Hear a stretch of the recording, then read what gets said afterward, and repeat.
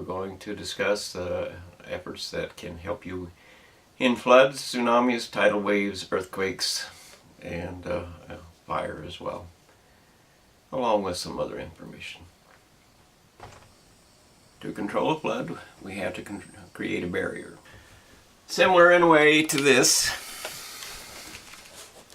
Well, here we have the ocean, and this is our beach here. And then these are buildings in the streets. This is a city street that you drive down. And this is a park. And so the end result of it is that as a storm surge comes in, it floods into the park area and is contained by the silage bag. This one is 220 feet long. And they can be extended one after the other in a long line that's seamless. You know, they're actually seamed at every 220 feet if you want it to be. Each bag holds about 1 ton per foot. So it's a lot of weight. And if you use a road grader, you can put a berm behind the sandbag to keep it from moving once the water hits it. This is for, you know, loading sand into on a beach, for instance, you know, Miami Beach we'll talk about. So we'll take all the sand from the beach and throw it into the bag, and then the bag will form a barrier between the ocean tidal crest, or the storm surge, or the tidal wave, and the rest of the city.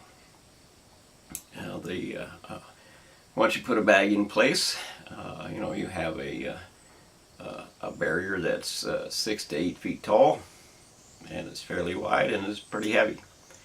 And particularly if you create a barrier, you know, a berm of dirt behind it, it will not wash easily, and it will not break apart easily, and it will be seamed all the way along the beach so that the water doesn't go through. This machine that you'll be looking at is capable of filling about 50 feet an hour, more or less. A 220 foot long bag of silage, cattle feed, requires 7 acres. The bag, the one long full bag you see, is 7 acres of forage feed.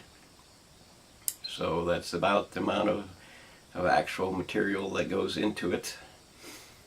And you know, you can see the machine that is used to fill, you know, create the forage. And the basic reality is that we are able to create a barrier very simply and very effectively with this type of system. You can even create your own new river, temporary river down the street or something, and direct the water as best you can into that, creating a drainage area that's you know, that separates the city from this particular spot. You know, like say, you can by creating a row of bags along the beach, so that you direct the water directly down the street, for instance, with a bag on each side that water doesn't go through. You can create a new drainage pond. It'll be 6 feet tall, the width of the road, and so on. You simply do have to have the forage material of some sort to put in the bag. That's the primary problem. If you have actual forage, you can use that to feed livestock or something, you know, once it's done. The bag itself can be recycled. The bag itself can be cut carefully and undone, and then seamed back together again. You know, there are a variety of methods to make this work. You just need to investigate it. This is a philosophy segment, and that means that want, for instance, is the part of us that creates a lie. It's the very foundation of every lie, because if you don't want something, or if you don't want to hide something, you won't lie. Therefore, want, rather than truth, is a major portion of what causes human behavior and human society to be as it is. Alright, so this is a demonstration of electric in water. I have a cord here. It's plugged in. It's 120 volts. Higher voltages are much more dangerous. This is a voltage detector. It's cheap, it's available, and it detects electricity when it gets close. If you look here, it has to be this close to make a reaction. In the bucket here, it's a foot away, and I'm way up here. I'm at least 14 inches away from the electricity, and it is telling me the electric is on in that water. Our voltmeter here is pretty much useless. Everything else is don't grab it. If you grab it, your hand will lock onto it and it will not come off. Which is that aluminum boats in water that could be electrified is not a good plan. Don't use them there. Fiberglass boats are safe until you start touching the motor. What you're going to have is a buildup of a charge inside your body as time goes on. And that's relative to how much electricity is there. And so you're going to start feeling a little bit less than perfect. And the young man who touched a lamppost in Houston and died was no doubt feeling the effects of the electricity that he was standing in. And because he was feeling a little bit poorly, he no doubt reached out to grab and steady himself on the post that he was standing or walking up to, which is of course what electrocuted him. So you have to be aware that exposure matters, distance matters. Don't grab, and if for some reason your body is trying to tell you that something is wrong, listen to it and turn the other way. In case you missed it, the buildup of electricity in your body means that what you could have done a half an hour ago, let's say, or 5 minutes ago, whatever, can now electrocute you because you have that much more current inside your body. So here I am at 5 feet, and the alarm is going off, and the little light in there is flashing. Here it is at 10 feet, 15 feet, 18 feet, no, 19 feet, and I'm 3 or 4 inches above the water. So electricity comes from that point to this point without any problem whatsoever, and I'm sure it goes quite a lot further. But it depends upon how much water we're really talking about. So this is a discussion of why or what can be done about a nuclear reactor, a solution to make it more safe, at least the first part.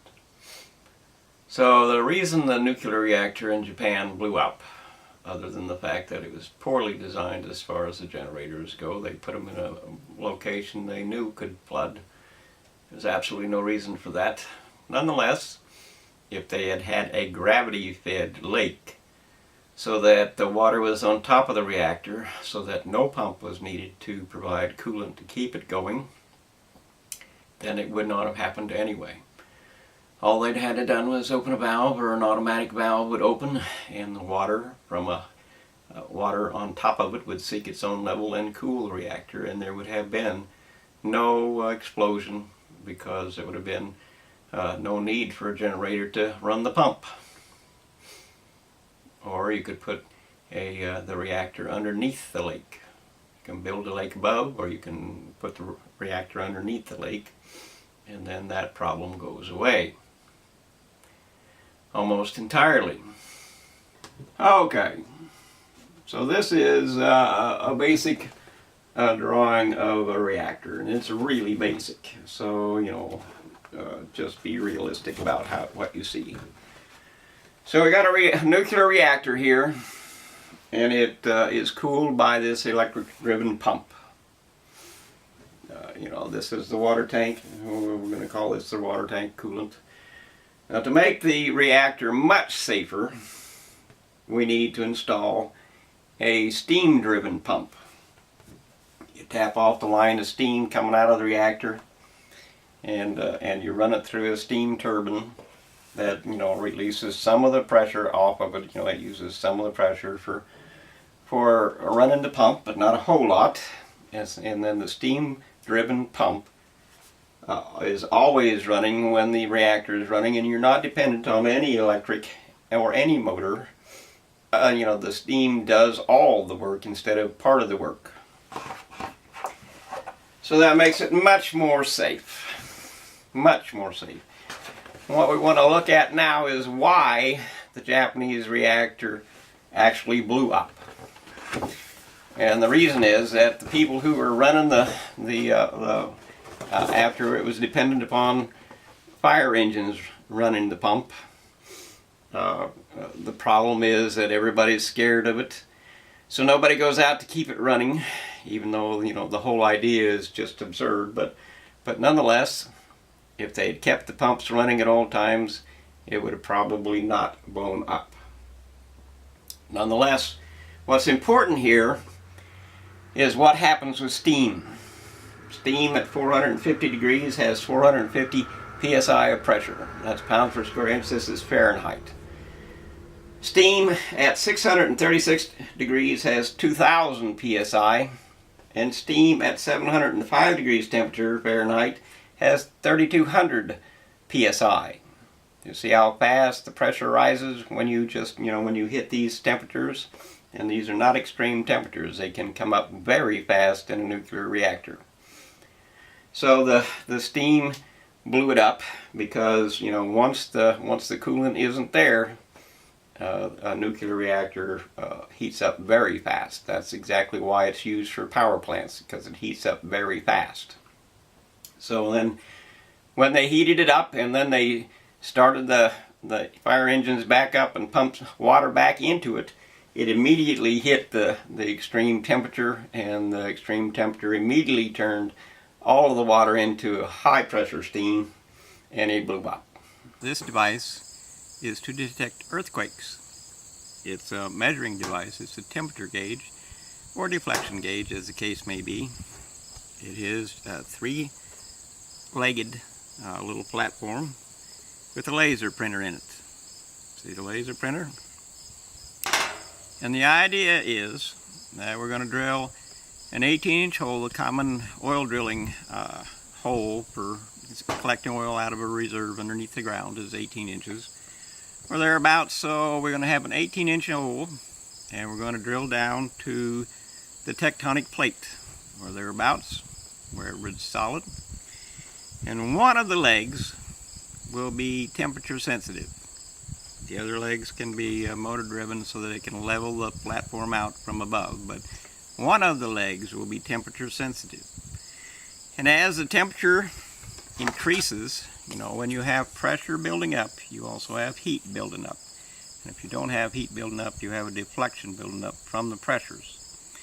And it's very minuscule down deep in the earth, because laser beam, as one leg rises and lowers due to temperature differences, that changes where the laser goes. You can make it even more exaggerated by moving the laser pointer up, and at the top of the drill pipe at the surface you can see if the laser beam has gone from one side to the other. In other words, you can see if even a microscopic change in temperature has made a difference to the sensing element, that is the one leg that's different than the rest. So this is a very minuscule microscopic change in temperature that relates to whether or not the tectonic plates are going to break apart or move apart or move up or down. Because there is, the force of physics requires that if there's a great pressure building, and there always is in tectonic movement, then you can measure that. So we're measuring it in microscopic elements, in microscopic fragments, with a laser pointer that shines to the surface and then moves on a graph on that surface, because it's stable down there unless something is changing the temperature. So it will always, the laser pointer, once it's set, will always shine in exactly the same spot unless something is happening beneath the ground. So that is something that can be done to identify an earthquake before it happens. In terms of medicine in America, we are not the greatest healthcare nation in the world by any means. And that would be because we are being robbed. The reality of it is, according to the accountants that claim such things, our medical bill for this USA is $3.3 trillion. According to the Census Bureau, we're about 330 million people, citizens. You know, this is not down to the penny. But 3.3 million, or 330 million people divided by $3.3 trillion equals $10,000 per each and every person. Each and every citizen, at least. So how is it that we are so unhealthy, so sickly a nation, that every single citizen needs $10,000 of health care? Is that right? Or is there organized crime involved? Because it's one or the other. We can't be healthy and requiring $10,000 per person. And I don't know whether that counts for any insurance costs included in that. Is that Social Security included in that? You know, where are the lines? Where are the full details on what the actual picture is? That there are fundraisers out there crying, women are dying of heart attacks. Women are dying of heart disease. It's a terrible killer of women. Well, take a look at those statistics a little closer, and you will find that nobody dies of old age. So, you know, everybody that's old dies of a heart attack. And that's where those numbers come from. And that's what they're using to get your money. And they're taking your money and using it for genetic research in whatever method or manner they want. And they are mutilating DNA. DNA is the genetic instructions that build every body of life on the planet. Once they have mutilated it to the point of no return, we can't turn it back. There are no options for mutilating DNA. Once nature fails, and it is nature, once nature fails, everything will be horrified. Because your body is as it is only because nature builds it so. No university knows what it's doing. And there is only horror and catastrophe ahead. And that's the fact. Nobody gets to claim, you have to do it for me. Which means that we risk every life on the planet for you. There is no such thing. You will die instead, and we will save life for this planet as we must, as is our duty to do.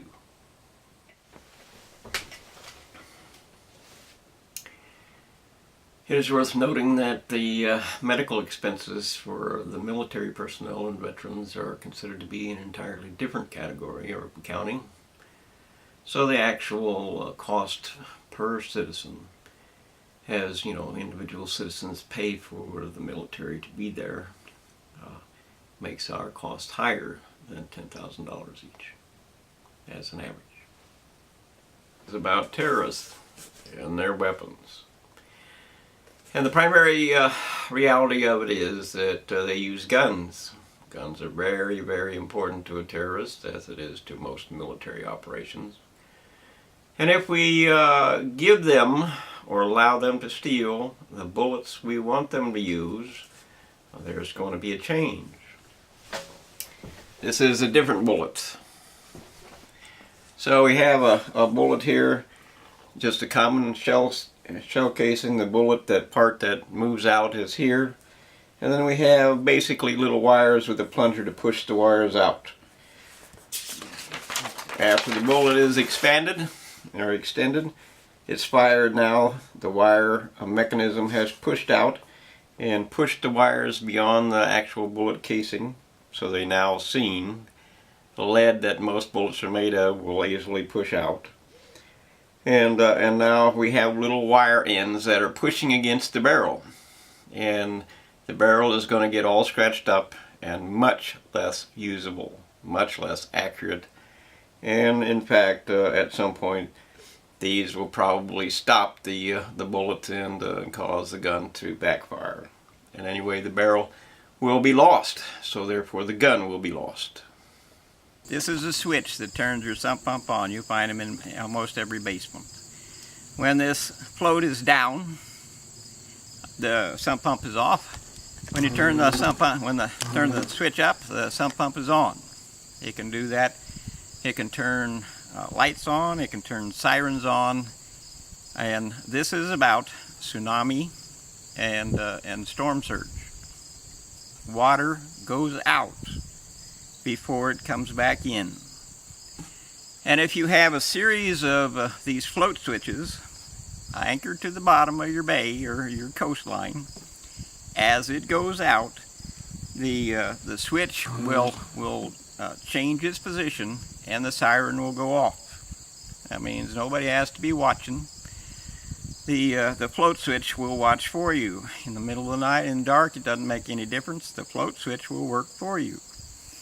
It's simply when the water leaves, the float switch changes its position and the siren goes off. So if you have a series of these down the coast, away from the land, you can tell how big the tsunami or the storm surges are going to be, because the water will recede that much farther. And you can then tell, as the water comes back in, it will give you a warning about this is changing again, and the siren or each siren will go off. We can fix our world with world law. Simple as that. A law we the people of this world create to govern our leaders, to tell them what they can and they cannot do, enforced by our own world policing organization. And then we go to a leader that gets out of line, we collect them, we take them to court, and we judge them according to the law that we have created, that dispenses with all excuses for weapons of mass destruction, that limits the military size and weapons, and it removes the threats that we face today. Simple as that. 8 billion people can tell a few hundred or a few thousand people what they will or will not do. Alright, so this version is about floodwaters and how to prepare yourself for a flood when you know that the flood is going to come, because it does come, and you need to do something to save your house. And apart from the miscellaneous other things about, putting stuff up on top of a shelf, up on top of sources or something, you still have to deal with the reality of floodwaters and what they're doing. So, you've heard of rubber rafts. Well, rubber rafts can lift a lot of weight. We're going to use this as our rubber raft, and this is our house. So, but you do have to have it loosen up from the foundation, so that you have to have an ability to unhook it from the foundation so that the whole building can rise. And so you have to have the utilities appropriately fashioned for that purpose. So we're going to add some water here, which is our flood. When the house is up on its rubber flotation device, and you have to have enough of a a big enough flotation device to actually lift the weight that the water is going to displace. So it's a pretty big bag. If you have a crawl space, you can put the bag in there. If you have a basement, you can create a structure to lift the bag on top of. Or, you have to have it in place. But anyway. With support stands that extend and lock into place by themselves, already prepared onto the house, floodwaters will lift the house, and the stands will then support the house so that you can build a new foundation underneath it and keep it above the water. Because if it doesn't, it won't go down on the foundation properly, and then you have a bit of a mess. You can lift the house up and push it back, but that's another mess. So, you've got to be there quickly after the flood is over so that you can make sure it's centered. But if you got it, if you've got some cables on it or something, it won't float away, or it shouldn't float away if you did it right. You can also jack a house up, but that's pretty extensive. You got to know what you're doing. These are bags. You fill them up with air. It connects with the ceiling underneath, or the floor underneath your house, and it lifts the whole house up. You do have to have or make sure that you don't have things puncturing the bag, though. And of course, the crawl space or the basement is going to get flooded, which is a fairly minor matter if you can keep the whole house from getting flooded. If it springs a leak, well, too bad. So you have to protect the outside of the house a little bit so that something doesn't come rushing in and punctures the bag. It's not extra special and wonderful. It's just reality. This is what we can do for houses that are otherwise, okay. You can actually put, if you have a concrete floor, you can actually put structures on top of the bags that are on the concrete floor that go up to the ceiling, if it's a one-story in particular, and then it will lift the house up off the concrete floor that way. And that will keep the majority of the house, or 98% of the house, or whatever you want to call it, above the water line. Insulation that is not consistent with, a lot of mold growth needs to be used in all housing that could be in a flood area.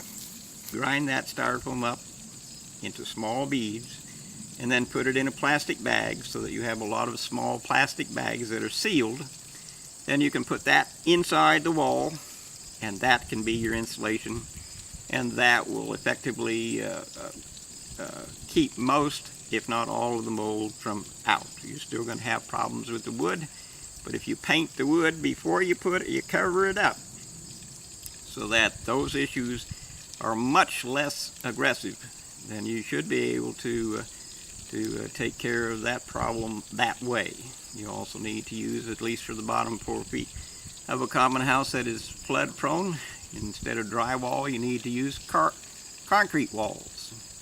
They used to concrete instead of plaster. They use, it can work as the very same. You can't tell the difference until you hit it in high water and high moisture areas. And the concrete will not mold to any degree, and you can just wash it off and it doesn't care.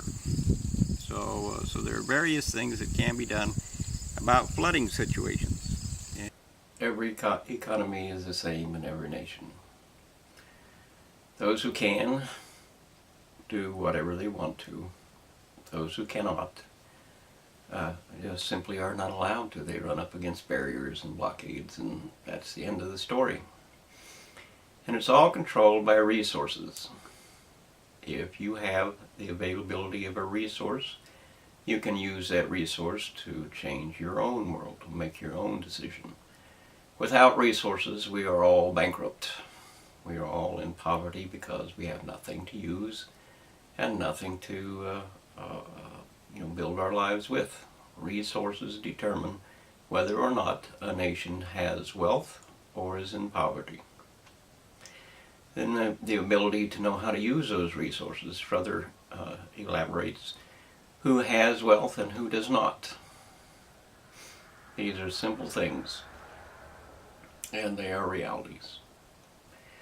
But the fact of the matter is, every economy is determined by the money. and every nation is run by those who have the money. They own the government. They control the leaders until leaders control them by extreme military powers.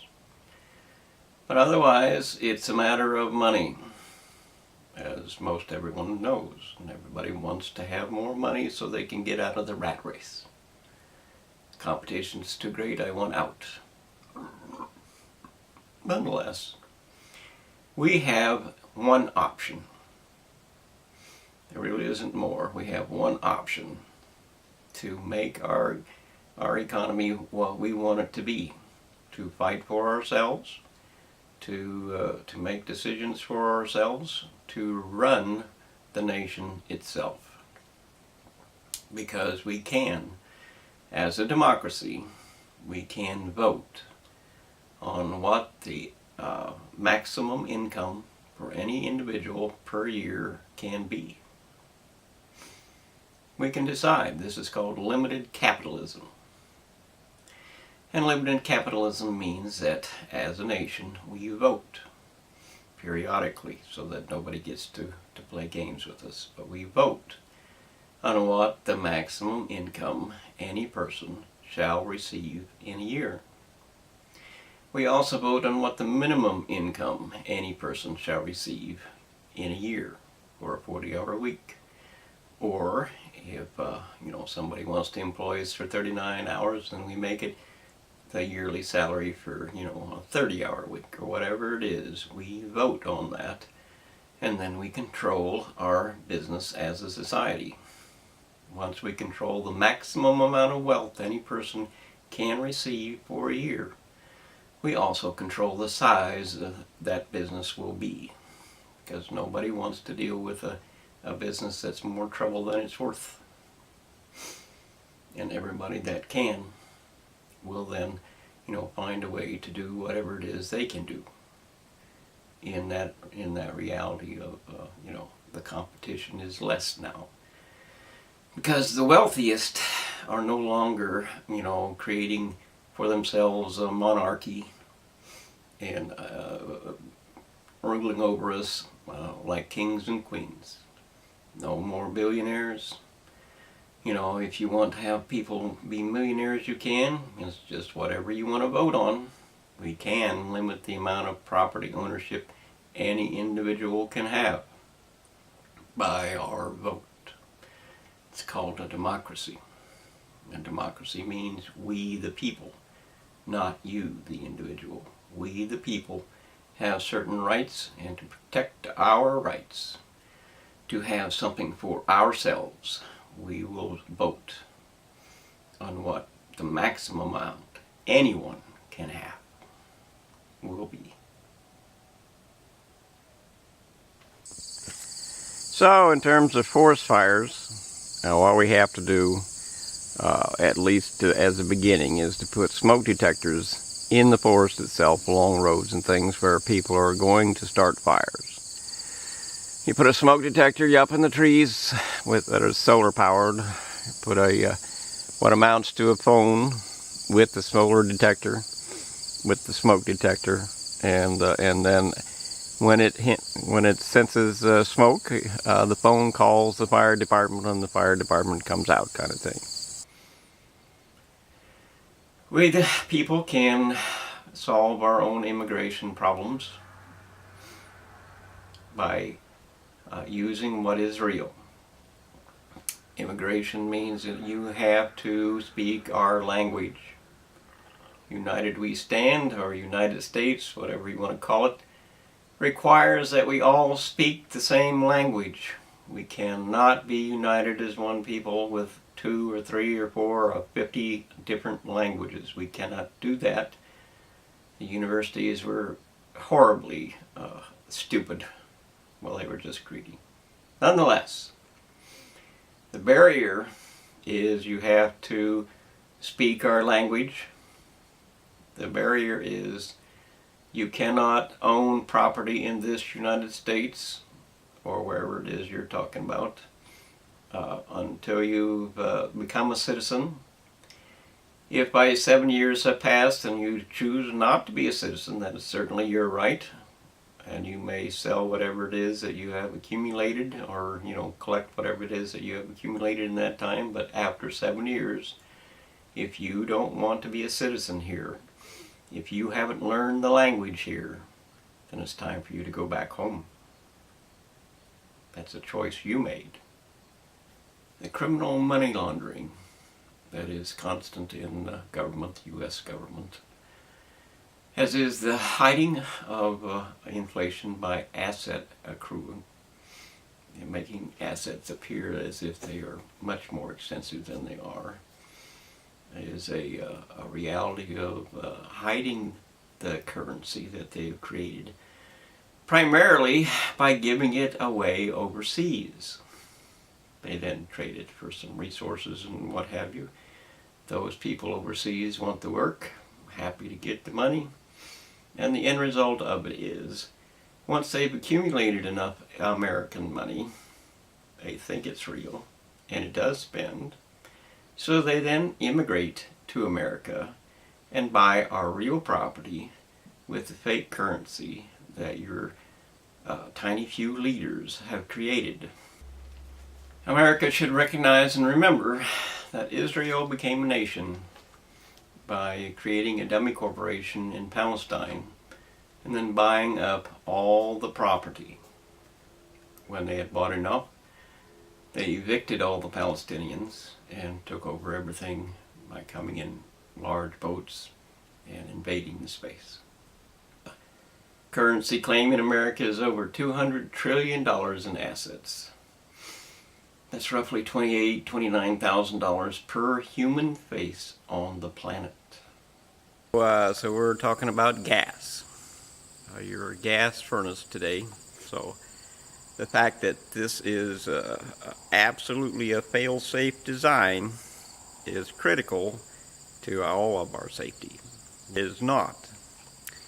I know that for a fact because I had a furnace unit that was no longer in manufacture, hadn't been for 10 years or maybe 20, I'm not sure. Couldn't get the part. A representative of one of the parts dealers said, you should try this other one. So I did. And it failed catastrophically. But nobody was hurt, no building was lost, but it failed catastrophically. But what we need to do is insist by law that there should be only 2 of these. There are 2 different systems that are in use for igniting a pilot on a furnace or a water heater or whatever. And we should have 2 of these that work in any machine that uses them whatsoever. They should be the best design possible, without exception. Fail safe under all circumstances. And they should be, a different design for hookup for one and a different design hookup for the other. And if somebody accidentally puts the wrong one in the wrong device and it fails, then you can't have that either. They must all be fail safe no matter what. The second part of why houses blow up are water heaters. Unfortunately, water heaters are heavy, and a lot of the time they're set upon concrete blocks or bricks or anything that can keep them out of the water in a basement. And when you do that, they become more tippy. And the problem is if the base starts to crumble, and they do, then the water heater can tip over, and when it tips over, or if it tips over, it can break the lines, particularly plastic lines and things that are used today, and that will break the gas line, and the house will fill up with gas, and the whole place will blow up. What you see here on the bottom, this surface right here, this is the support stand.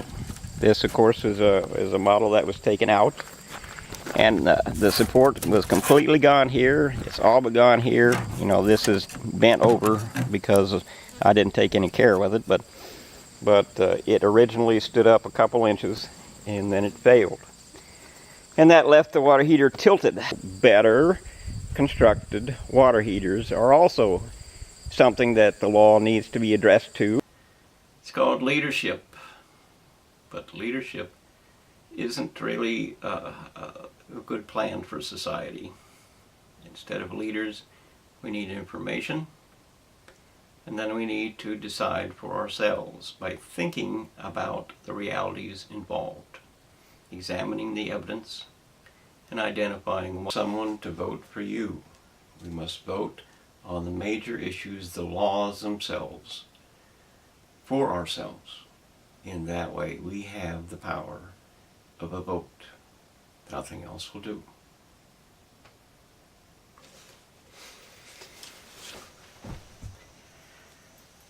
So this, if you look at it, is an actual gate for insects, rats, and things like that.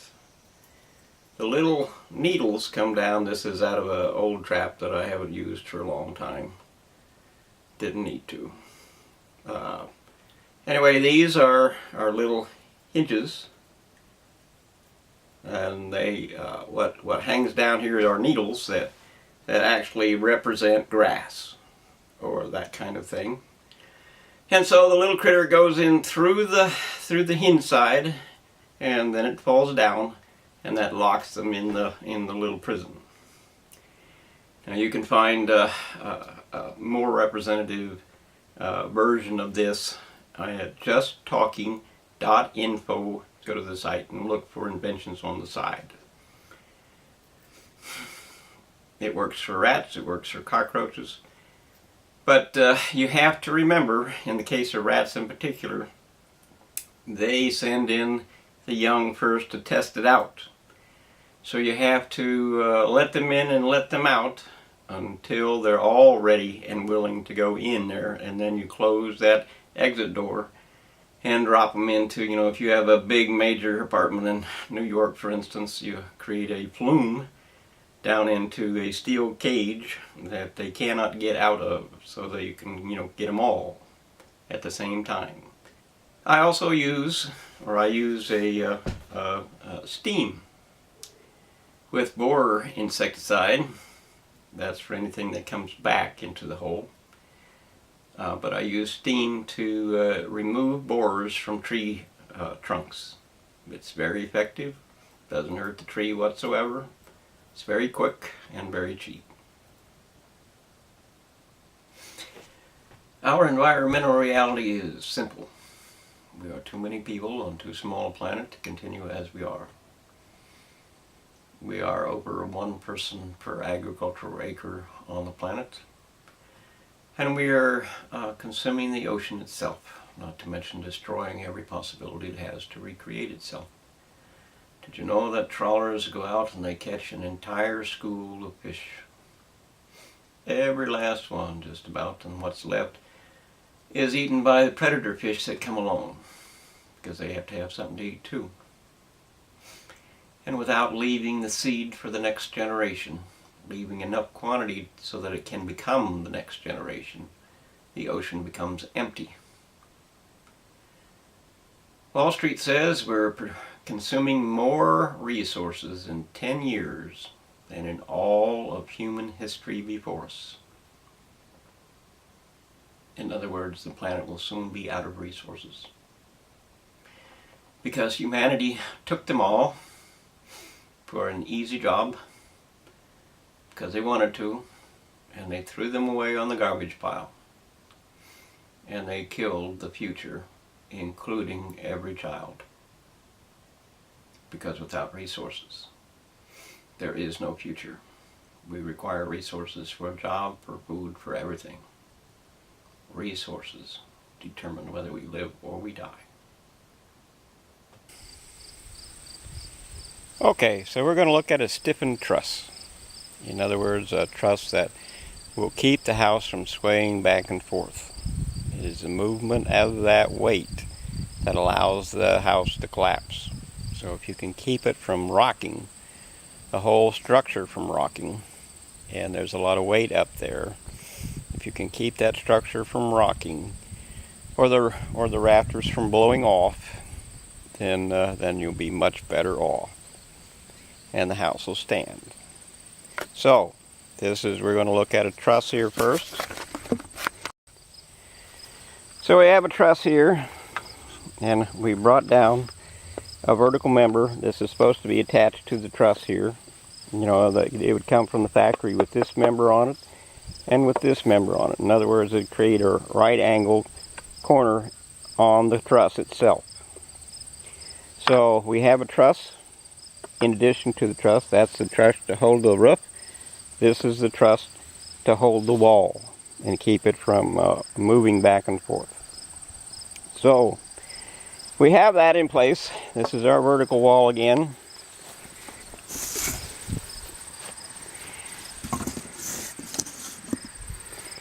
And to stiffen the whole frame up, you have to control the vertical wall by using a piece of plywood that we attach to the vertical wall, to the wall truss, which is the second truss here off the top. With a piece of plywood, we then become much stronger. It's a very significant amount, and it's very cheap, and it's very easy, and it does nothing to deter from the house. This is the overhang of the house, and it depends on where you want the windows, how big of an overhang or how low of an overhang you're going to be able to get. But you can create the wall truss up here, you know, as long as you get enough material involved to make a difference. So you can extend this board down a ways if you want to, but you get a secondary wall, or you can create another wall, a double wall. Let's create a double wall, and then you can insulate that as well. And then if you had a double wall, this would all be insulation, and this piece of plywood would go up to here and probably be on both sides, and the trusses would be on 16-inch centers to match the vertical wall. This wall, you know, these are every 16 inches, and they're steady throughout the wall. And so if we have trusses every 16 inches, we can line them up with each and every structural board in the house. So that's the joint on the between the truss and the vertical wall here, and it would be repeated on the other side. That would be the walls that are holding the weight, and that is makes that whole wall back and forth this way extremely stiff. And then you need to you know, drill a hole through here, kind of thing, and put a wire in and out on the to fasten it down to the foundation, or run a cable from the concrete foundation all the way to the truss or something to tie it down to the actual ground. So, you know, this is a very simple matter, and by doing this, creating a wall truss with your roof truss, you create a much stronger house, but you still have to control it. Alright, so in this particular situation, we're going to talk about the amount of energy that is lost because of heating water primarily, although there are other uses for this. So if we run hose, this is just a hose to give you an idea, we're talking about hose inside the rubber, inside the house rafters. That hose, if you pump water into it, particularly with a solar powered pump, that hose will collect the heat that's in the attic, reducing your air conditioner bill, and then you can store that hot water for later usage. When cold water comes into an attic, it will first condensate around the pipe, just like your glass, you know, gets wet when it's cold in a hot day and a humid day. So you have to have a secondary pipe or a gutter. A gutter works best to collect the condensation off the pipe until it gets hot enough so that it won't do that anymore. But a house attic gets 180 degrees or even more on a hot day. In other words, there's a tremendous amount of heat there. The lines can be run back and forth inside the lines on And next to the roof is best, but keep it down so that the roofing nails don't hit it. And it can go the other way as well, but it should go to the top of the attic, and it needs to be able to be drained. This is a method of collecting the heat and reducing your air conditioner bill, and that's going to heat your water for a shower or whatever for free. And it will also dry your clothes for free, because if you're particularly in the summertime, you have all you need is a coil in the dryer, so that just plain airflow runs through the coil and collects the heat that's in the water. And then you have a clothes dryer that's running at, when it's sunny out, it's running at very hot temperatures actually, although you can reduce that. But there's millions and millions of BTUs in the average house attic. All you got to do is collect them. The critical consequence between police and society itself can be reduced to two separate individual things. We need a Bill of Rights for the police. This is what you are allowed to do and what you must stop doing. And we need a Bill of Rights for citizens. This is what you are allowed to do, as we agree, as a people, as a society, and this is what you are not allowed to do. Once we have a true, honest, simple Bill of Rights that everybody understands, this is the line, don't cross it, this is it, and we have an opportunity to control the police, and the police have an opportunity to control us. Beyond that, or without that, as is constant today, you don't have any controls whatsoever. It's all in the mind of a judge. Or potentially the result of 12 jurors. Well, 12 jurors is not enough to determine life or death for a society. We must do this as one people. We must, make it clear what is and is not your duty. Police and prison and drugs are a big business, and that in itself is a problem.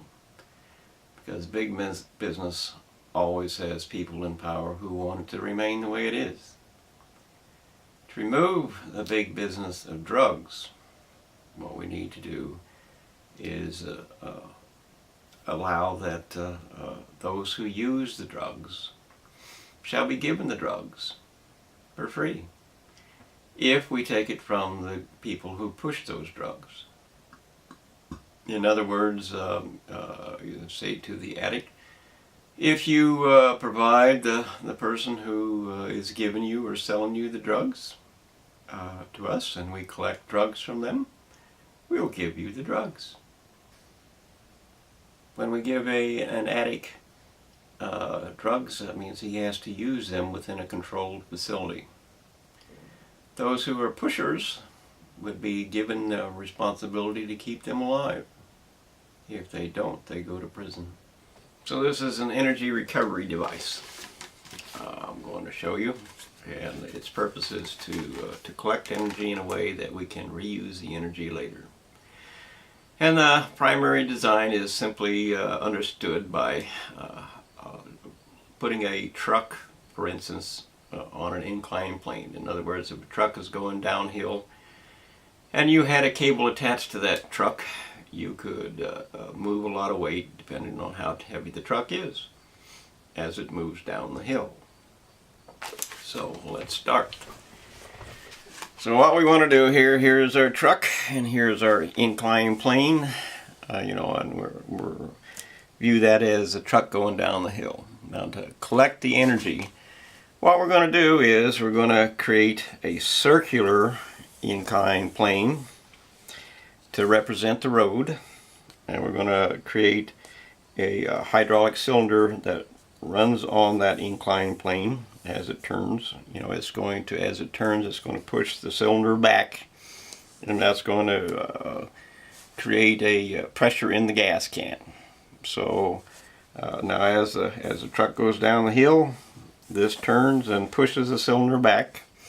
And then when we want to use that energy that we've recovered, we open the valve and the gas pushes the cylinder back out. And that causes the wheel to run against the inclined plane in the other direction and actually turn this wheel. And so the chain here, which is, you need some gear reduction materials. And so the chain turns the generator down here.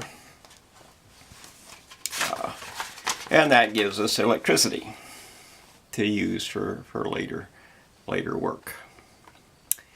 So a primary purpose for this, among many other things, is to use it in areas of Africa, for instance, which are cutting down forests for firewood and to heat, fuel and stuff. So where you don't have electricity, you can use this for that.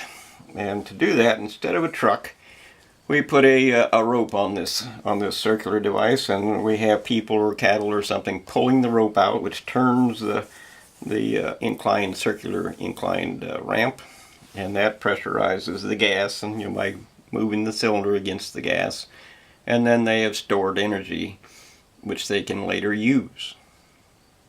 It is that simple, and the size, of course, matters. And the amount of incline that you're using on the circular plane matters, and the approach of the ram or the wheel. And in terms of collecting energy from waves, it's actually a very simple process. What you need to do is create a water tower next to the ocean, preferably, or if not, a ways inward. But nonetheless, waves can be easily made to pump water. The water then goes into the water tower, and when you're ready to use the electricity, you run it through a water turbine to run an electric generator.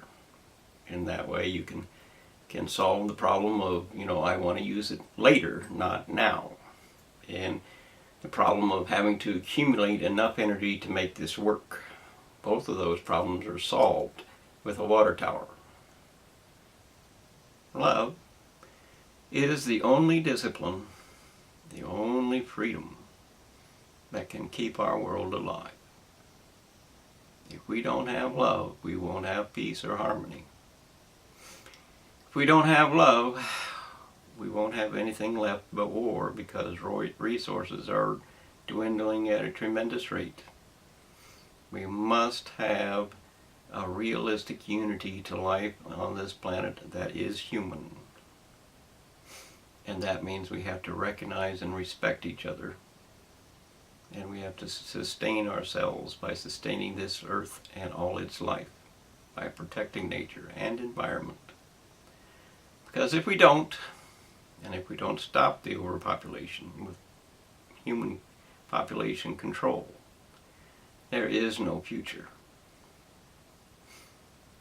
We will destroy the whole habitat, consume all the resources, and there's nothing left but war and cannibalism and hate.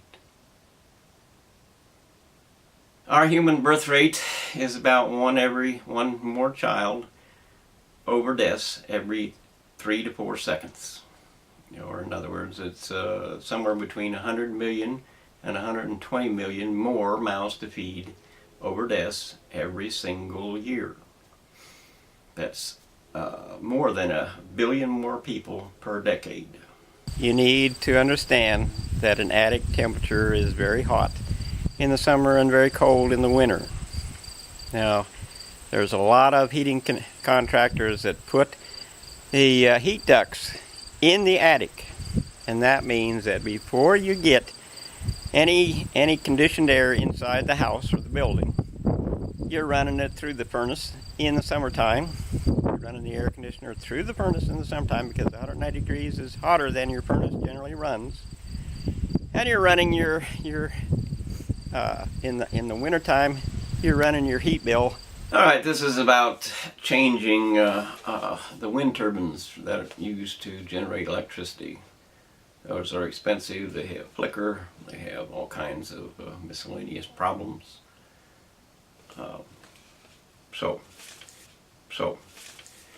Instead of the big blades that you see, the 3 big blades that you see, this is a squirrel cage fan. The pink part here is a squirrel cage fan. And we have a fluid clutch. That's to account for wind gusts. It's like a torque converter in a truck or something. Is different power inputs can change it, but the fluid separator will even it out. So then we have a generator, and then we have a velocity controller, a cage that comes down over the squirrel cage fan to cut down the wind when the wind is too strong. And that allows you to continue to use the generator no matter what the strength of the wind is, by simply leaving a little bit more or a little bit less exposed. Shutters can be used in the cage here to control wind as well, and direct wind. This can be put in different, you can have these things attached to the 300-foot pole that is currently used. Just have several of them going up the pole on all sides. But more correctly, it would be for the resident. If you have the property to put it on, it will work on the ground. It will work on top of a high-rise building or any commercial building. It's relatively light in weight, and you can generate your own electricity and hook it into the power plant. You don't need the transmission wires and stuff. You have the transmission wires already hooked to your building. These are much more effective and much more efficient than what is currently being used. The value of your life is something that only you can recognize, only you can understand, only you can accept or deny. What has value to you? And what has value to me is love, because there is only 2 choices in life. 2 real choices. Well, actually there are 3. Either you choose for love, and everything you do is about that. Or you choose for hate, and everything you do is about that. Or you simply survive, and those choices are dependent upon the environment and the reality of your situation. So we can either love or we can hate as a choice. Opposites. One does not allow the other. They both try to destroy the other. One tries to destroy it through the means of hate, which is violence. The other tries to destroy it through the means of love, which is, friendship and respect and all things that are and have value. Either way, if you think you can remain in the middle, you cannot. At least not for eternity. Either you will love or you will hate for an eternity. Those who refuse to choose between love and hate commonly end up with drug addictions and things like that, depression and so on, because they want what they cannot have. They want both love and hate. You can't have both love and hate. They are opposites.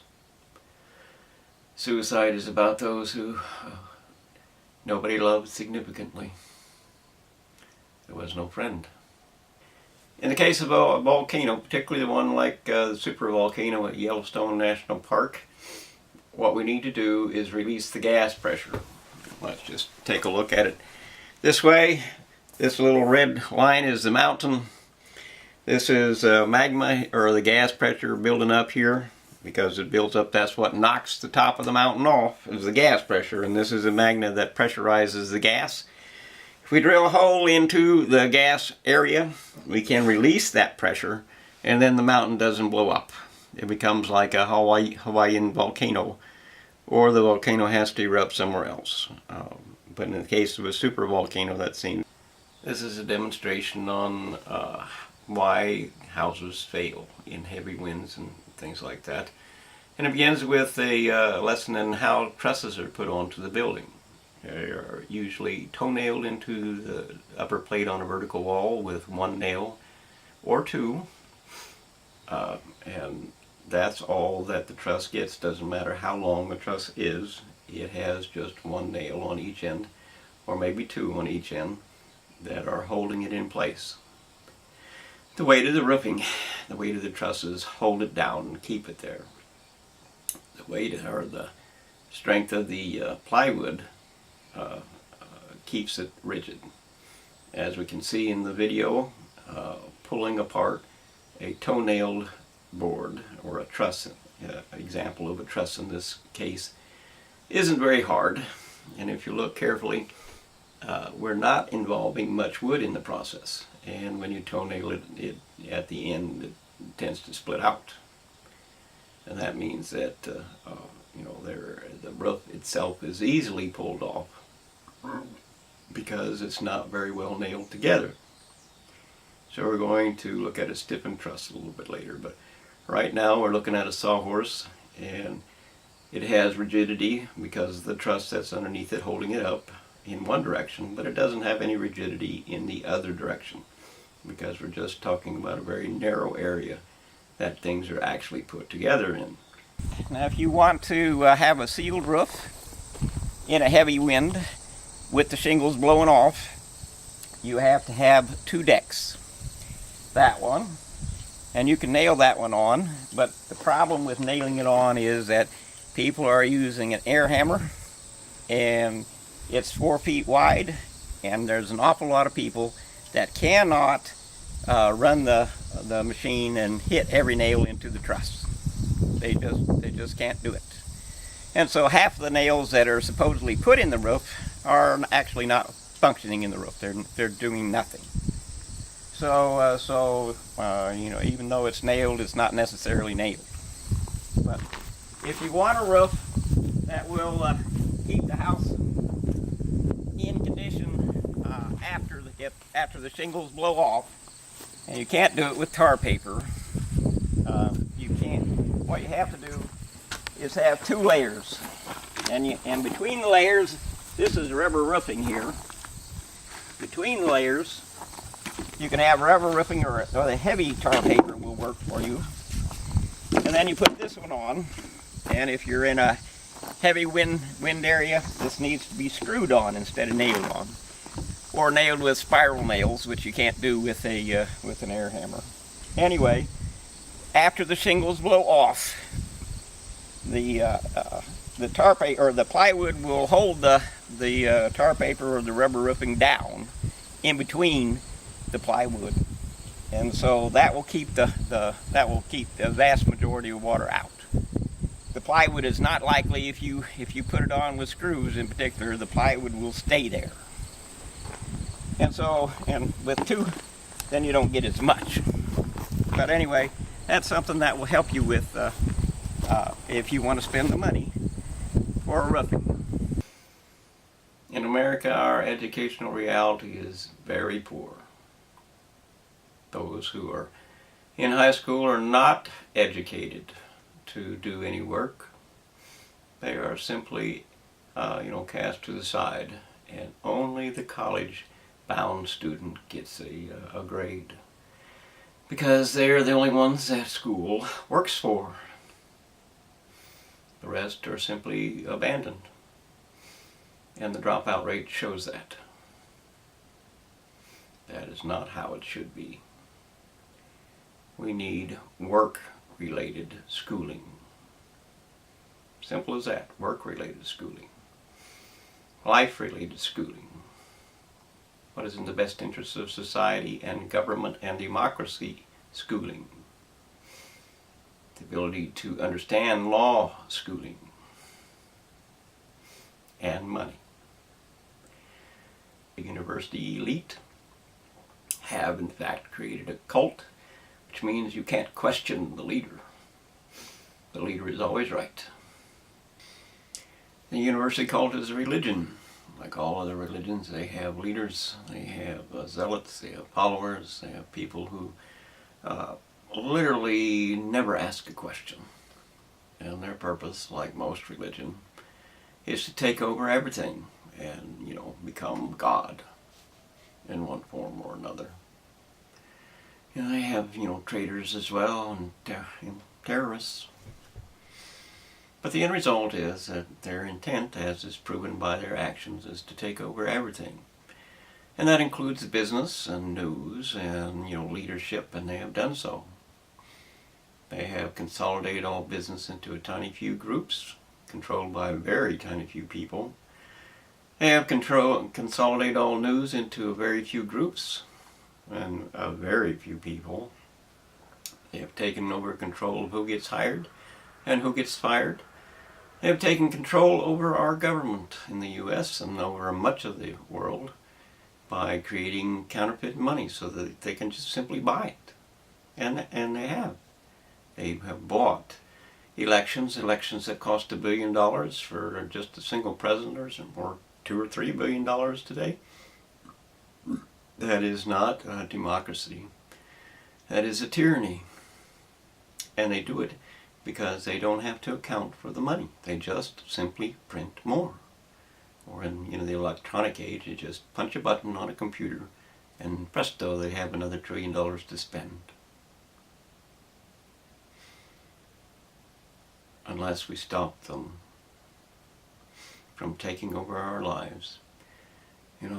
Their creed is to replace us in every conceivable way so that we become slaves.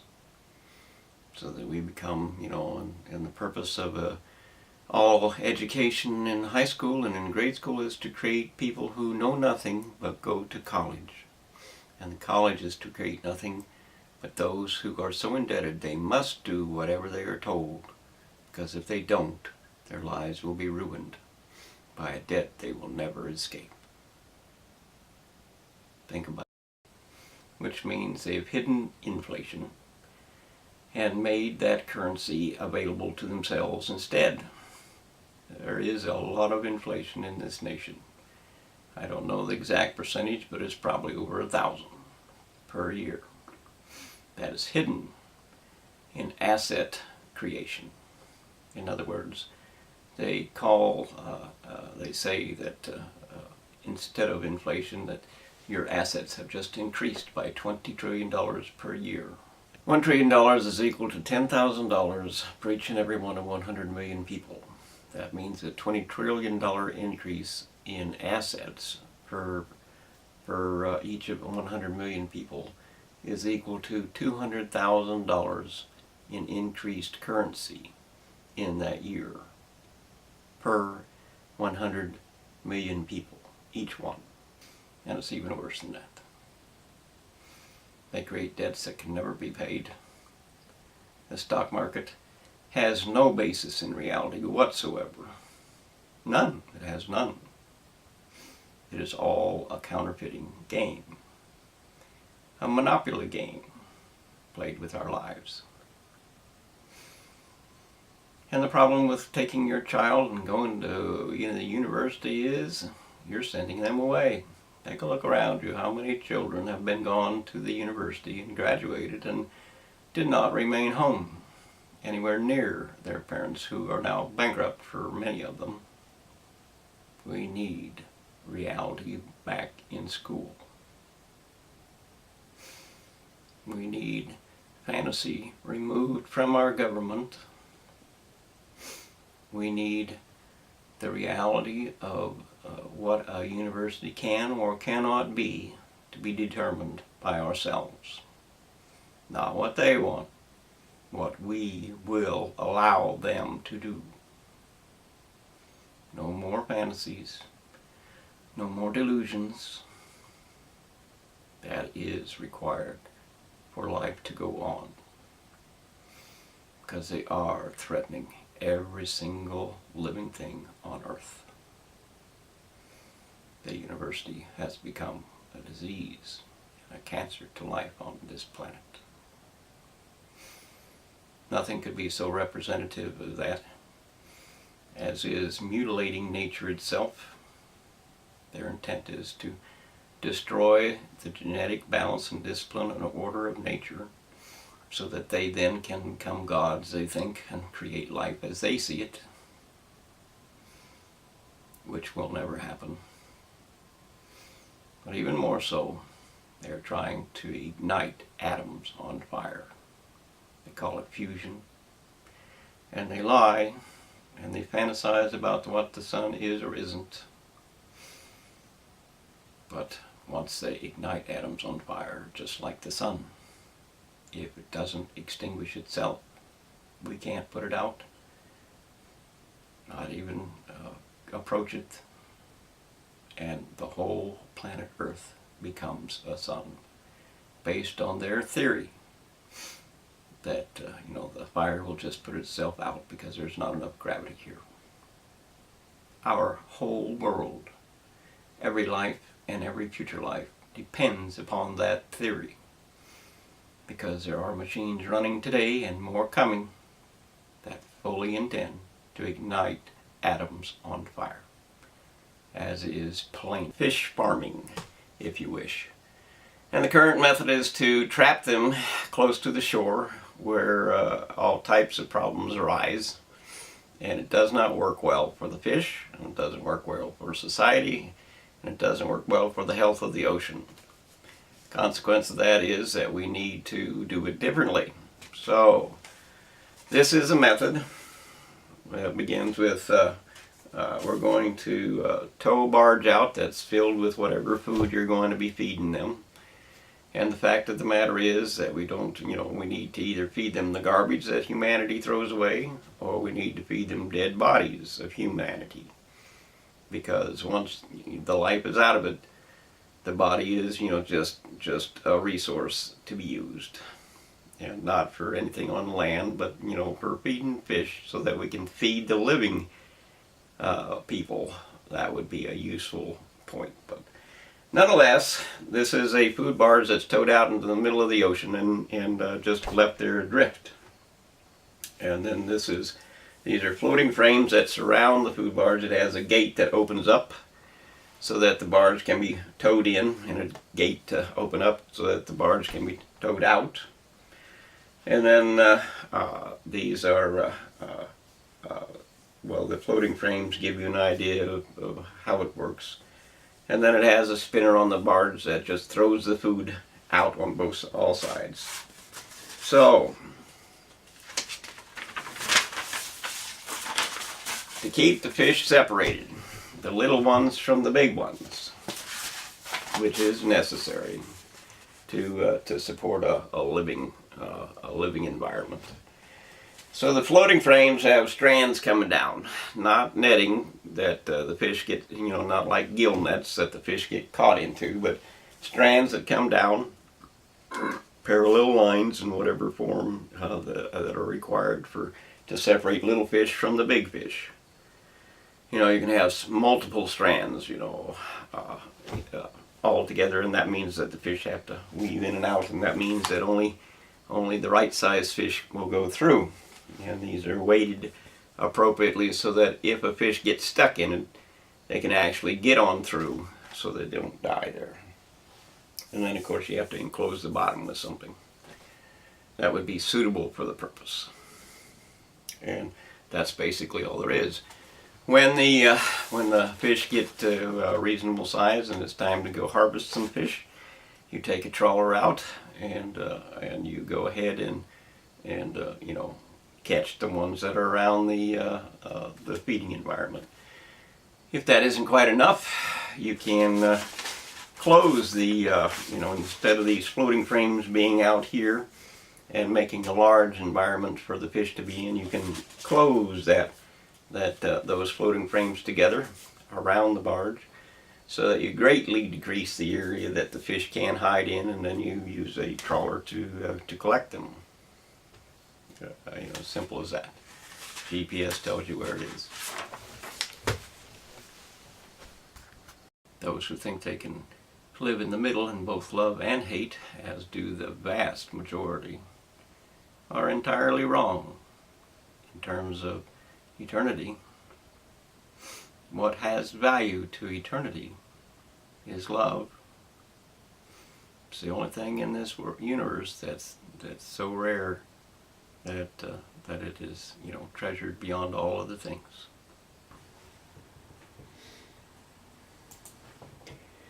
We're putting up an existing brace for an existing structure. This is an angle brace into the sidewall. And it functions to give a little rigidity to the house, but it really matters just how much material you have up at the top of the plate, which is, how much the truss is above the top of the plate. Because if you don't have much strength above the vertical wall, then you're not going to get any additional strength in the vertical wall.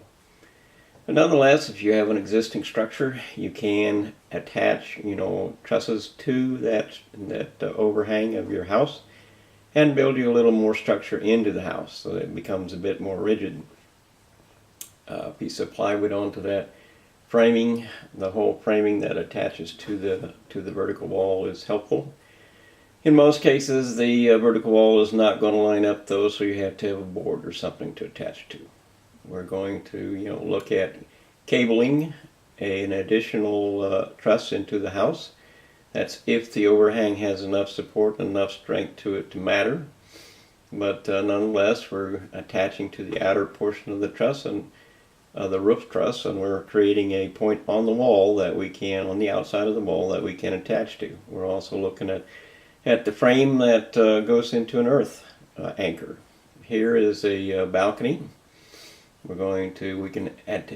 balcony can do a great deal to strengthen a house. And this is an outside post at the end of the overhang of the house, and then we're using X bracing. You don't have to have the X bracing in at all times so that the house is a little bit more valuable to you when you don't need it. But you need to put the truss points in, the anchor points in, so that you can put X bracing in later. You can put, if you have a second floor, you can put, 2X on as you go down. You strengthen it up. You're looking at, holding it against the wind. The platform that people walk out on is needs to be separate from the house. The house needs to have its own siding completed so that you don't have a leak in the house. And then to make a balcony on the house, what you want is just a plate that people stand on that you can attach to the house with bolts. And you want to leave an air gap in there so that the balcony doesn't rot anything in the house. The bolts are fitted into an appropriate arrangement inside the house, to make it structural. That's not what we really have here. We have a board on the outside that was put on, as an afterthought kind of thing. And if you do that, you have to create some kind of weatherproof sheeting so that you don't make a water leak in the house. Nonetheless, balconies, particularly on the weight side of the house, will do a lot to strengthen it. As far as floods go, we need to put your materials inside the house in a bag. Take the rug out. If you have a rug in the house, take the rug out or whatever it is if it's going to get flooded, because it's a lot easier to take it out when it's not wet. But everything else, put a dining room table upside down. This is a rubber roofing membrane, so you put it all inside of that. This has got two boards clamped to hold the rubber roofing membrane so that you bag up everything you have, and you protect the corners so they don't fall into the water and flood the thing. And you remember that water is going to push in on the outside of the bag, so you have to allow for that. And it's best to hook it up to the ceiling, to your roof rafters, to your floor joists. What you have above that will hold the bag, because if those strings, whatever, that are holding the bag up fail, then the whole everything inside the bag gets wet. So you have to have floats on the bag, perhaps, but that doesn't really give you enough strength, because anything that's in the bag is going to be shoved in with the water. The weight of the water is going to shove the bag in as it rises and displace the air. Here we're looking at angle braces for existing or new houses, either one. And an angle brace simply goes up to where on the weight walls, on the short-sided walls, and adds a level strength to those walls, the stiffness to the walls. You can go inside and outside to create that stiffness.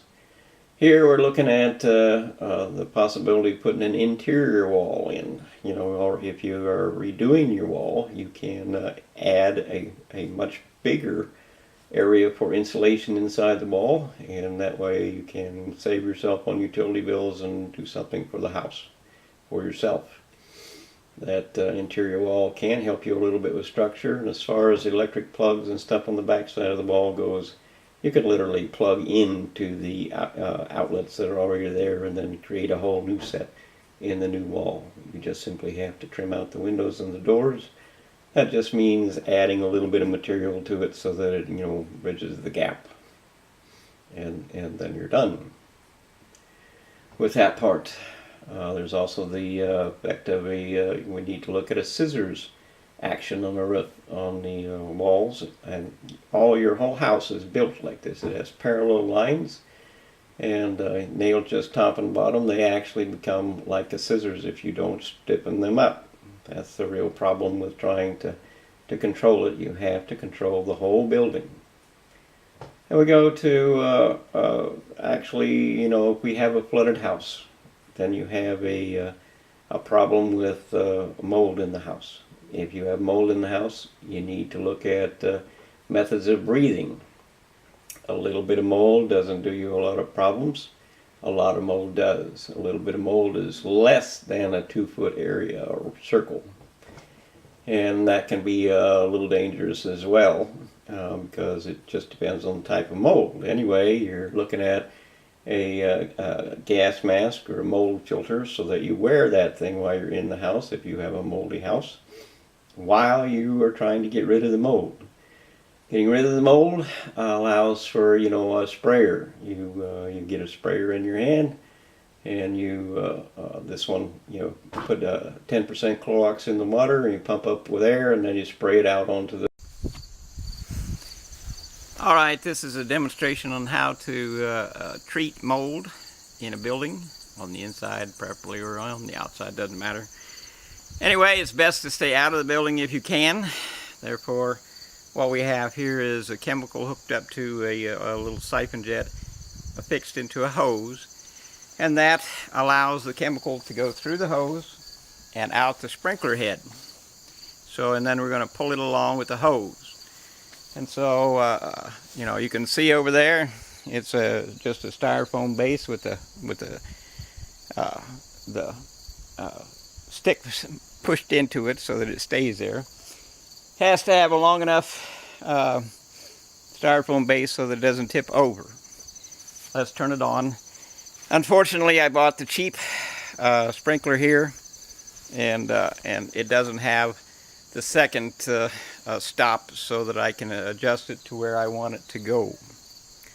This is full scape, so this isn't actually the right sprinkler for the job, but I'm not getting another one. End result is you can pull it along to wash the wall and stay outside just stay outside the mold. That's the best thing to do.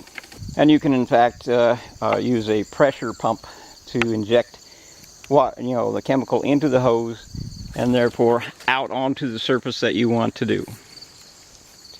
You stand in the doorway or around it, and you pull it along at an appropriate speed. This little bucket with water in it is a weight so that I can stand past the door and pull it where I want to. Sprinkler, if it was focused right, would be washing the wall down with chemical. You have to remember that chlorine was a chemical agent and chemical warfare agent in World War I, and chlorine will actually cause your lungs to bleed if you get too much of it, so you want to do it in stages. You don't want a whole lot of chlorine released into the air while you're in there. So you do it in stages, 15 minutes in, 15 minutes out, or an hour out, or whatever it is that you have to do. But do not forget that, if you get into too much mold, what you're going to end up with is a lack of oxygen. That's what mold spores are about. They get in your lungs and plug it up. So you need a can of oxygen available if you get into trouble, because you don't have a lot of time if you really get into trouble. What you're looking at is a can that you can buy at a hardware store. It's from the Bernzomatic torch company, and it's just they use an oxygen and propane torch. The torch is in my hand there, and the oxygen is in the little bottle there. Industrial oxygen is actually considered to be a little bit purer than medical grade oxygen, so that part isn't a problem. But it may or may not have some kind of rust or something in it, but nonetheless the torch itself actually cleans some of that. But regardless, you take the can and you take the valve. That's a little oxygen release valve on that Bernzomatic torch, and you screw it together. When you have done that, then you have the oxygen available to you. You just simply adjust it with the screw top on the valve, and you cut the hose off and stick the torch in your mouth or something like that to get the oxygen while you're on your way to medical facilities, so that you can be sure that you get enough oxygen to take care of the matter. Because you must have, if you get too much mold in you, you must have oxygen to recover, or you can damage yourself tremendously. I went back into a building once that was heavily molded too soon. In other words, after you kill the mold will release its spores for a day or two, and you need to stay out of the building after you kill the mold for a week is best. And so once you've done that, then it's safe enough to go back in. Usually, I'm not going to guarantee it, but it should be safe enough to go back in if you got all the mold. A pressure washer can help you wash some of that off, even if it does get the drywall a little bit wet. You know, if you're taking it off, it won't matter. So you need to be able to control the mold, and you need to be able to protect yourself with a little bit of oxygen available one way or the other. That's for your own safety.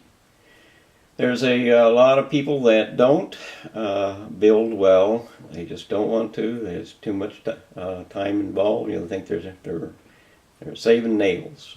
You know, and that means that they put just one nail in the top of the truss and one nail in the bottom of the truss, and then the truss or the interior walls, they're moving back and forth, kind of like that. You know, there's not a lot of structure. When something is pulling up on the roof, you want a few nails in it.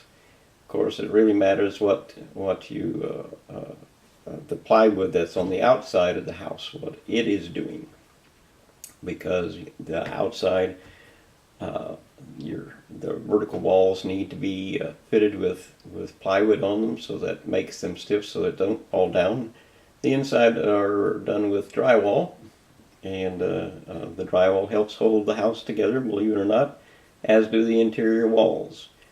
Unfortunately, a lot of drywallers put only a couple of nails in the drywall on top, and a couple in the middle, and a couple on the bottom, so that it's easier to finish the drywall that way. But it makes the drywall itself a lot weaker. Drywall. So we're going to talk about earthquakes and masonry buildings. The problem with masonry buildings is that they are heavy. And once the momentum starts, they're hard to control. The real problem comes with the mortar joints that people use to build a brick wall, for instance. And if they don't put enough cement in it, cement is the important part, or the expensive part, and if they don't use enough, they don't get a solid wall, and the wall just crumbles. So the reality is that you have to control the wall, and you have to make it work as one unit rather than a lot of individual pieces. That's just basically impossible if your mortar is way too weak. But nonetheless, you can do something to help yourself. This is, you know, a pretend brick wall for a house or whatever. And to keep it as one solid unit, you have to have steel trusses. Well, there's steel frames, and that's just, you know, let's just call it a 2-inch pipe on the inside and a 2-inch pipe on the outside, and then you bolt them together, and that keeps the wall from falling apart into individual bricks. So you also need to put in trusses wherever you can, wherever you have a floor or a roof or whatever, so that you can gain some strength to keep the wall upright. Once the weight shifts too far, it's all over with. It's going to fall down. And in a row houses, for instance, you can get a domino effect and take them all down. So this is a fairly inexpensive method of keeping it all together, and it might not look exactly the way you want it to look when you're done, but if you have an earthquake, you'll certainly be glad you did. We're going to move on to earthquake. As far as the building itself goes, a little different method. And the different method is that we're going to build a foundation that keeps the building in place rather than grips the building and holds it into the same spot. If we have a foundation that allows the house to actually move but contains it, then we allow the motion of that earthquake to be spread out. So the house is now moving or shaking, but it can only go so far. And if you build the house properly so that it can survive the movement, then the foundation the house is probably going to change its position a little bit, but it won't fall down. If you have to absorb the energy in one form or another, and by letting the house move back and forth in a contained area, then you can keep it where it belongs, where you need it to be, and still absorb the energy and have less damage done to the building. And the poverty of this world in a very simple manner. By creating limited capitalism, which is we the people vote on what the maximum income, yearly income, anyone may have in this nation is, and what the minimum income for a 40-hour week, when you're working, is. You can increase that a little bit by those who will, increase their own competition. Then we can give them a little bit more. But the end result of it is that we decide just how rich someone else can be. No more billionaires, and no more, poverty wages for those who are, at the bottom of the scale. We will define our own limits. It is by our own vote, and we can do that as a democracy. The Constitution is the government of the United States. That's the government. That is what we set up, or our forefathers or the people who are here set up and agreed to, as this is the contract between us all, the thing that unites us all. This is how we will organize and create our society. This is the law, the foundation of all law, and there is no other. Our employees are not government, they are our employees. Our government is the Constitution, and there is no one that obeys the law that does not directly obey the Constitution. The opportunity to make our own laws rather than to vote for someone to vote for me is a true method of democracy, as in power to the people themselves. Because whosoever makes the law rules the nation. We can make our own laws, throw the rest out, make 100 or so well-meaning, well-written laws, short enough that we all understand and we all defend ourselves and our nation. One of the things about oceans that you don't understand is that a lot of the base food group that feeds an ocean grows underneath sea ice. The loss of sea ice means the loss of that base food group, and the ocean starves. We will be losing all the world's ice sheets, because as ocean water rises, it lifts whatever is floating higher. If that ice sheet is attached to the ground, such as in Antarctica, The force of that lift breaks the ice apart at the seam where water meets Earth. In fact, the only reason that there is, any fish in the northern Pacific is the fact that the sea ice did cover the Arctic Ocean and kept the trawlers out. Global warming is a proven fact. There are no valid arguments against it. All you have to do is calculate how many BTUs humanity releases of its own accord from fossil fuels, creating of electricity and its consumption and all the rest.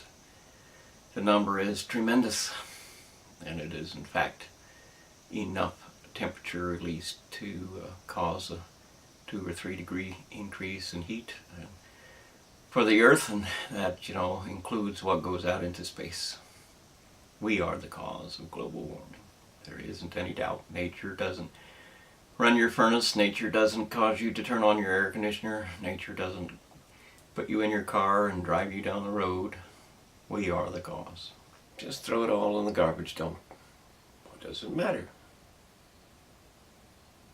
Unless you're a child. You should worry about global warming. Just remember your ice in your glass of water in the summertime.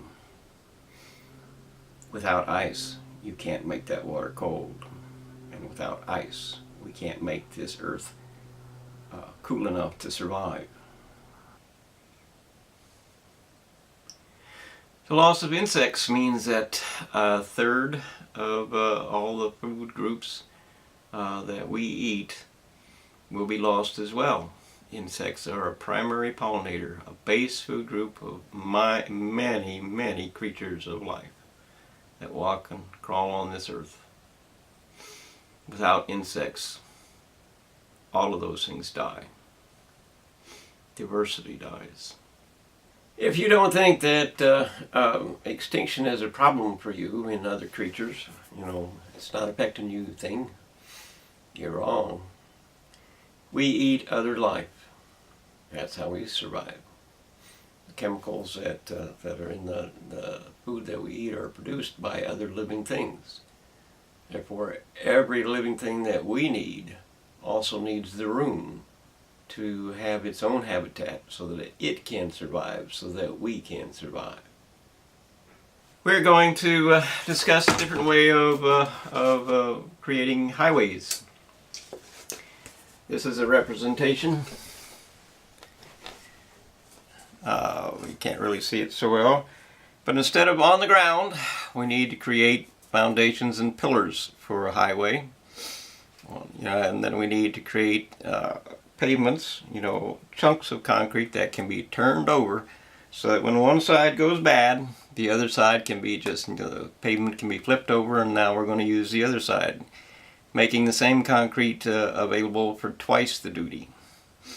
When you do that, then you have room inside underneath the pavement for a rail track, mini rail track system for a subway could be, or a container shipment through for instead of trucks. And then we have room for a sewer and electric as well, so the electric doesn't come falling down.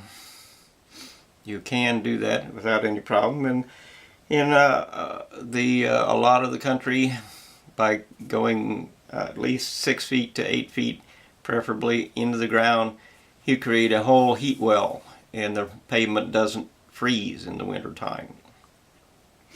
And it actually will stay a little cooler in the summertime. And one of these things is if you have utility problems in the center of a city where there are skyscrapers and stuff, a lot of times the sewers are not big enough.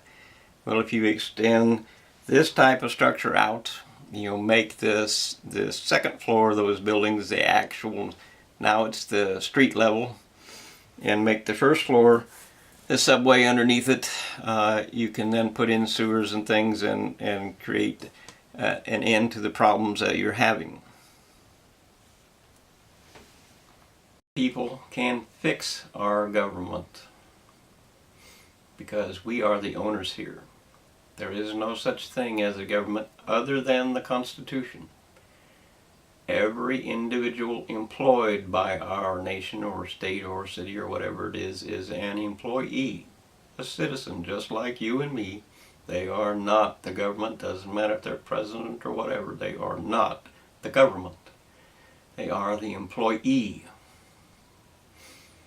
With redress of grievances, which is First Amendment constitutional law, we can take our employees to court and determine if they have in fact obeyed their oath of office. If they have not, there are penalties that we will decide. We can fix our currency in the same way. We go and learn what it is, the reality of it is, and we make the decisions for ourselves about what is going to be changed. Just like the sun, once it ignites, atoms are its fuel, and we can't take the atoms away or control it in any form or manner. People are mutilating nature on purpose. People are changing the food that we eat, and they will end up turning it into poison for us. Chains of life are disappearing. Species are going extinct. Arrogance, as in the university knows everything, is a sewer overflowing on your head. And there are solutions. But there are no solutions unless we all work together. And if we do, we can turn back the clock and start again. There's no proceeding under university knows everything. University has carried us to this place where we are threatened in every conceivable way. Ignorance is not bliss, it is catastrophe. Asteroid deflection is as simple as a bat and a ball. The nuclear explosion is the bat and the asteroid is the ball. We must think for ourselves, and we must do what we need to do to protect life and Earth. It's not optional. The world will die if we don't. Think about atoms on fire. That's your university saying we can do it.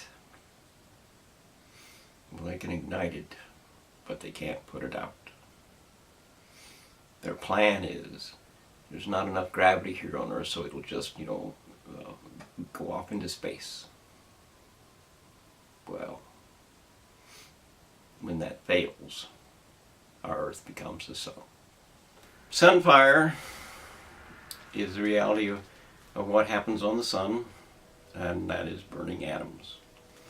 Your universities claim, with a fantasy element, that they create the sun burns on the inside because of an element that's 15 times heavier than lead. There is no such thing. It's pure fantasy.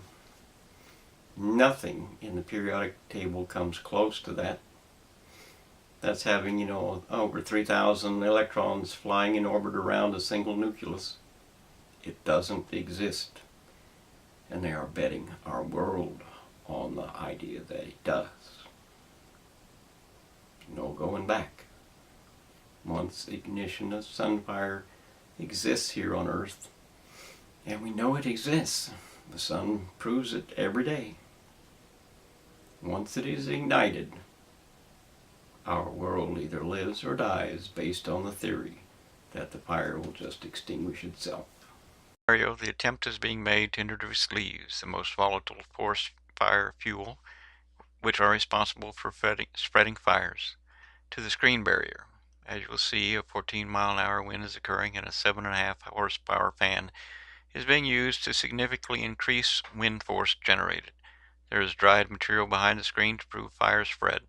There is also green grass behind the screen without much thatch. It has rained 3 days before. The pipe anchored on the ground holding the bottom of the screen does a good job of separating the ground fire and the green grass on both sides of the pipe. One small area extends as from hot ash drop and then extinguishes itself. Non-combustible materials are necessary to separate the fire from the combustibles. Green grass is not recommended.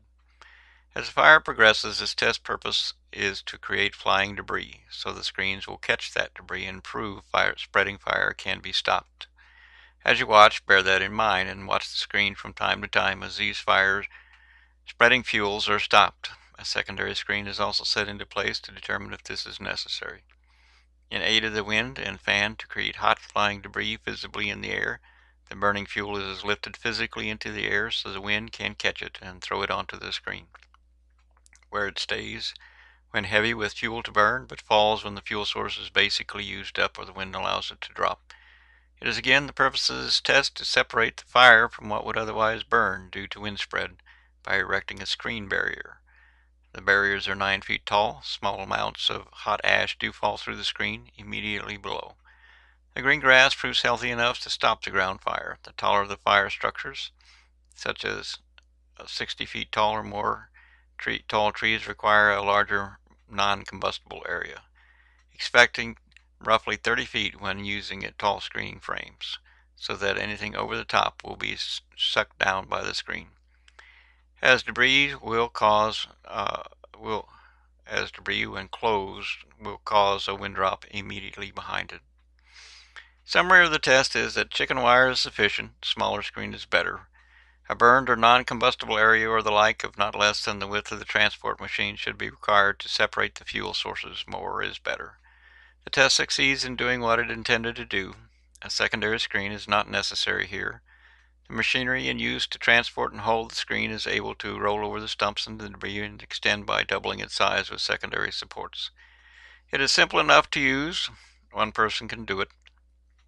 In rough terrain, some type of motorcycle with large tires or other would tow it, or independent electric motor units can self-propel one or more transport units with the aid of a generator. This becomes cheap and simple. The intended manufacturing version of these frames is allowed to set up as a flagpole with supports. It's a tall screen frame within 5 minutes. All patentable aspects of these machines are claimed for the public, regardless of the nation, protect them. The distance to the wind, and because they roll well on a pipe. The edges must be refined for proper usage. One screen on each side of the tall fence pole for stability and control, both anchored in at the bottom, with stiffeners placed every 3 to 4 feet in all versions of the screen. Placed horizontally to retain shape and combustible fuel. The second test is with the burned area separating very combustible fuels and the fire. This fire test has driven onto a field to separate a grass fire and to keep it from continuing on. To accomplish that fact, a series of fence units are placed on a trailer that can be unloaded in a continuous line in front of the flames. As you will see, significant combustible materials under the fence unit allows for fire to smolder under and then come up on the other side. More fuel is added to the fire or to the fence after it is set into place and before ignition. Therefore, in practice, such things as a small field disc or the like tillage tool can be used to eliminate a continuous burn and control that aspect of this machine. The disc would run in front of the line of the field fencing or the fire fencing, creating a 4-foot wide area or so that is relatively free of fuel for the fire. In practice, the machine itself is a metal sheet which has corrugations for strength on the bottom. It extends roughly 24 inches up from the ground, and then there is screening to eliminate some weight and reduce wind resistance at the top. Both sides need to be the same, otherwise you can only approach a field on fire from one side. This fire is set and a 7.5 horse fan is used for airflow. In the first test, if you notice the middle of the fire fence, it begins to burn several minutes after the severe fire on the opposite side exists. This is noted by time as a significant reduction in the size of the fuel that is on fire. Further observation indicates that fuel is piled up against the opposite side of the fence and it does catch on fire. In test 2, a large amount of fuel has been replaced on the initial fire side after all things are cooled. The fan is again running continuously. In this second test, only hot burning materials are hoisted into the air several times so the fan can push them against the screening to prove, is this enough or will the fire spread? Which in this case, the screening is a double layer of chicken wire. One is enough, it seems to be. 2 lines of paper towels are stretched out on the opposite side of the fire as a test material to see if they will burn. The test fence succeeds in stopping the spread of fire under high wind conditions. The fence is reusable, although slightly warped. The board at the top remains untouched by the fire. The overhang screening does not seem necessary. The fence is reloadable, relatively light, is intended to be stackable, and they can be independent or hooked together. They can be solid sheeting with corrugations for stability in the heat. For greater stacking in a small space, these can also be all screening, if twice as big as on the bottom with supports if desired. They can be longer or shorter as desired. Hooks or places for a hook for loading or unloading a hand crane should be used, etc., etc. There are a variety of ways to accomplish loading and unloading. Because of the situation that we find ourselves in, from all the decisions, particularly that the universities have made, which have led us down a path of destruction for this entire planet, the reality comes down to we are facing the harvest of the earth as far as humanity goes. There are so many things we cannot survive, so many things that are being done without any respect for life or for creation or for earth or for anything, that if we don't change it, there is no solution. So our world will end. And that would mean that, biblically speaking, the harvest of the earth has commenced. Which more simply means those who are willing to fight for the world, and those who are willing to accept the boundaries and the limits and the realities of what is or is not valued for life itself, even in terms of eternity. Every fire and every motor, every bit of fossil fuel that burns requires oxygen to burn. We are consuming more oxygen than the earth releases, and that means the upper atmosphere has already begun to remove oxygen content for us, and we must have a certain percentage of oxygen within the atmosphere to survive. The fact that it takes a long time to consume all the oxygen doesn't matter, because we must have a certain percentage of oxygen for ourselves to survive. Scientists say it takes 50 inches of rainfall to equal 1 inch of water replenishment in the aquifers beneath the ground. The Amazon rainforest is called the lungs of our earth, and it is being cut down at a tremendous rate. Not to worry, you have a pretty floor, don't you? Evolution is a fool's delusion. The only thing they can prove is adaptation. And adaptation is simply the sign of perfect design. And perfect design is the evidence of thought. God loves us. It isn't an issue, it isn't a doubt. I don't care what you believe. But freedom means that we made our own choice. You can't blame someone or something for your choice. Those who say there is no such thing as beyond death, beyond time, time is the death of the body, fail to understand that the enormity of our individual lives is tremendous. We are, in all ways, your own scientists actually do it best. They calculate if you're going to use one of those Star Trek transponder gizmo things, and place a human being from one spot to another. The calculations of what you would need to do to actually be able to do that are roughly 1 times 10 to the 100th decimal place. An unfathomable amount of data would have to be collected just to create you. That's not by chance. Certainly not by chaos, which is the destruction of everything complex. It's by thought. And thought doesn't necessarily need your body. It just needs energy. And energy is far more than the chemicals you eat.